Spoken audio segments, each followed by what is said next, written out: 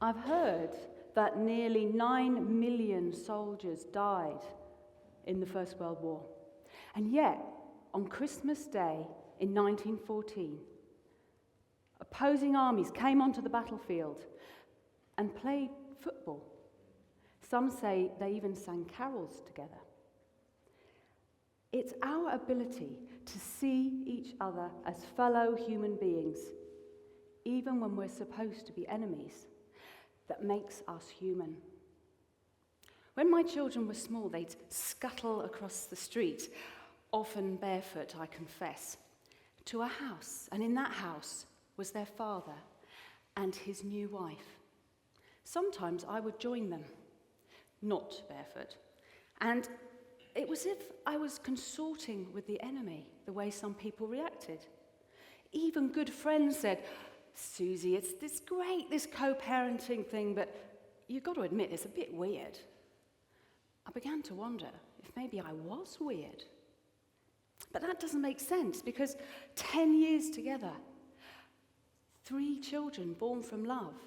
If I hadn't tried to co-parent well, surely that would have been weird. Later on, I became a divorce strategist, helping people to navigate more peaceful ways through divorce. And I would say to mediators, why doesn't everyone use mediation when they divorce? Well, Suzy, the thing is that, mediation is wonderful, but it's not for everyone. But that doesn't make any sense. You save thousands of pounds, better outcomes for the children. How could it not be right for everyone? I began to wonder why we find peace so difficult. And I think I may have come up with an answer. I call it the Peace Delusion. I invite you, just for a moment, to close your eyes and think of someone that you are in conflict with. And then imagine a voice that says, maybe there's a more peaceful way to deal with this. And I want you to notice what words come into your mind about what peace actually means to you. Might they be words like losing out, failing, being weak? Because those were the words that came into my mind, even though I know from personal experience that that's not true, that it's a delusion. It's a very persistent one. And how can we create a peaceful world if we're deluded about what the word peace really means to us? And in the war of divorce, if you don't have peace, the casualty rate can be catastrophic. I'll never forget sitting opposite a mediator at a lunch, and she used to be a family lawyer. So I said, why would you stop being a family lawyer? I mean, it's good money, you can do both. Suzy, I just couldn't stand it anymore. The family law system is so toxic, and no matter how hard I tried to keep things peaceful, my last 2 clients both killed themselves. One hung himself, and the other threw himself off Beachy Head. I just couldn't stand it anymore. She's not the only lawyer I've met who's left the profession because they just couldn't stand it anymore. I'm at a party, a Christmas party, and I'm talking to a very elegant woman. And when she hears that I'm a divorce strategist, she says, "Oh my God, Suzy, my best friend is having the most horrific divorce. It's so toxic that her child, who's my godchild, is cutting herself. She's self-harming. And her mother just doesn't see the connection. She's oblivious that it's anything to do with the divorce." Are you going to tell her? Oh, I can't. She'd never speak with me again. We don't like to get in the way of other people's battles, do we? Even when the casualties are children. But in the war for peace, we're up against a lot more than just a toxic family law system.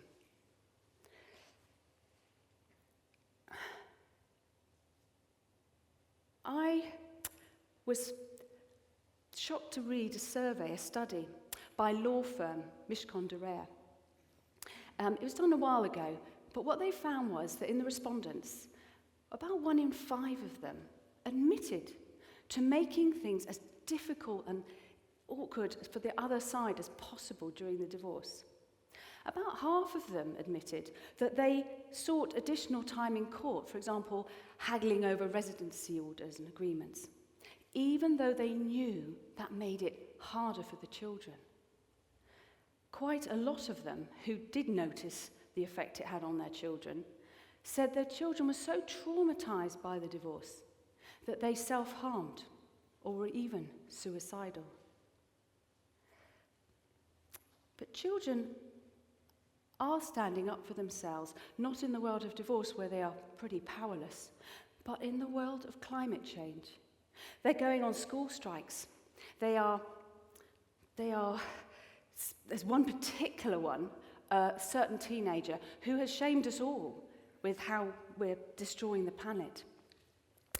And I became fascinated with how Extinction Rebellion make peace a core element of their actions, not for fluffy reasons. They did their research. They worked out that rebellions that are peaceful are more successful. Peace works better. And during the October rebellions in London, I spoke to mothers and fathers and grandparents who were sacrificing their liberty, getting arrested, trying to protect the planet for their children and their grandchildren. And I thought, wow, peace is not fluffy. Peace is about vision and courage and boundaries. As Marianne Williamson often says, sometimes love is saying no. But I can hear what some of you might be thinking. You might be thinking, well, this peace stuff, Suzy, it's all very well, but in the world of divorce, how can you have a peaceful divorce when there's been infidelity? All that pain, all that shame, all that rage. I remember what that felt like. If you were with me back in 2003, you would have seen me desperate. I thought he'd died. I thought my children's father had had a car accident and died when he didn't come home that night. And when I found out the truth, that he'd run off with someone, for a while, I wondered if maybe it would have been better if he had had a car accident and died. Just turned 6, 3, 18 months. What was I going to do with all that pain?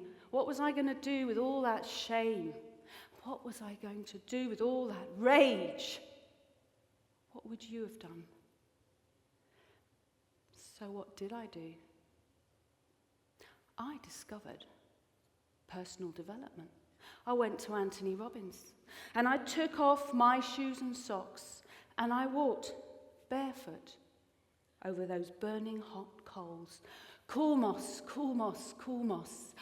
And I didn't burn my feet. I borrowed self-help books.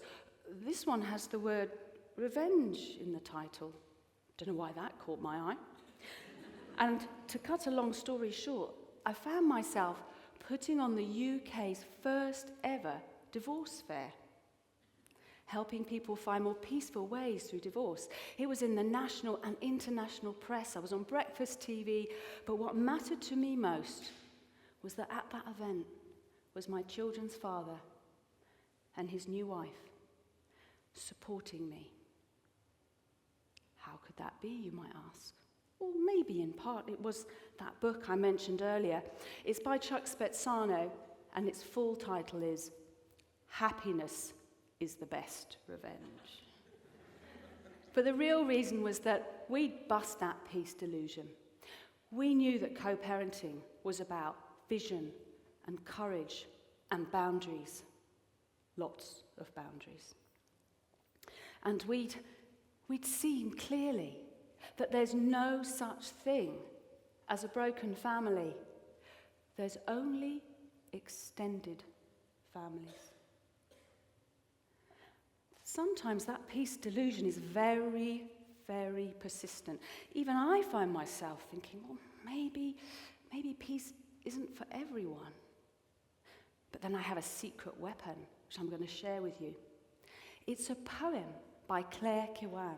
It was commissioned by the Staffordshire Family Mediation Centre. And this poem helps us all remember why peace has to be for everyone. Our marriage is spiraling, spinning beyond our control, and we have wounded each other. Love lost, vow broken, ring thrown. First, we used silence as weapons. Then we used words and then fists. The arms race was swift and impressive. Our hands are now empty. They twist in the dust. We have thrown everything away but our anger. And still we have to keep fighting. But there is one thing we can do together. Let's use the children as infantry. Let's use the children as spies. Let's bring them up with a director's cut, with spin and with spite and with lies. Let's use the children as weapons. Let's use the children as snares. There'll be plenty more years of reprisals if we make our unhappiness theirs. Peace is not fluffy. Think of the courage of that captain as he walked onto the battlefield on Christmas Day in 1914, not knowing if it was a trick, defying orders by fraternizing with the enemy, allowing both sides to see each other as fellow human beings, even though they were supposed to be enemies. Think of the courage of standing up for a child when you may lose your best friend. Think of the vision of those mothers and fathers and grandparents who are getting arrested to try to save the planet for all of our children. And when you see parents co-parenting well, please don't call them weird. It takes vision and courage and boundaries to make that work. And the ability to see each other as fellow human beings, even though sometimes the other parent may act like the enemy. And I invite you all, whether it's on the battlefield of climate emergency or whether it's in the war of divorce, to make peace your weapon of choice. Thank you.